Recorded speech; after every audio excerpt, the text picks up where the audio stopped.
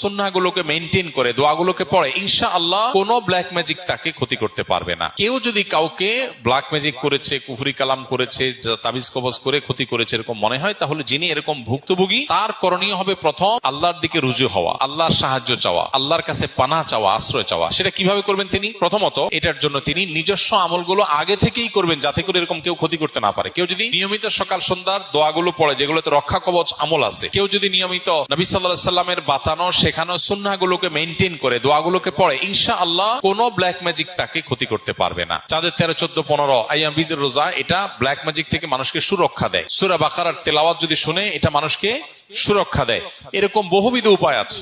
আমরা আমাদের আসুন্নাহ ফাউন্ডেশন থেকে একটা ছোট লিফলেট প্রকাশ করেছি এই রুকিয়া প্রসঙ্গে। কেউ যদি নিজেকে সুরক্ষিত রাখতে চায় এই সমস্ত ব্ল্যাক ম্যাজিক, বদনজর ইত্যাদি থেকে, তার জন্য কিছু গাইডলাইন দেওয়া আছে। এটা যে কেউ আমাদের ওয়েবসাইট গুলো থেকে ফ্রি ডাউনলোড করে নিতে পারেন, আর ফাউন্ডেশন থেকে সরাসরি কেউ জোগাড় করতে পারেন।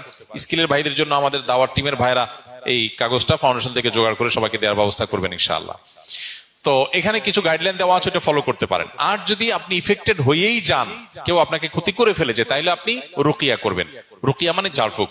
কোরআনে কারীমের সিলেক্টিভ আয়াত পড়ে ফু দিবেন নিজের শরীরে, পানিতে, খাদ্যে, পানীয়তে, এবং নিয়ত করে ওই আয়াতগুলো পড়বেন, আল্লাহর কাছে দোয়া করবেন, আল্লাহ তাআলা হেফাজত করবেন।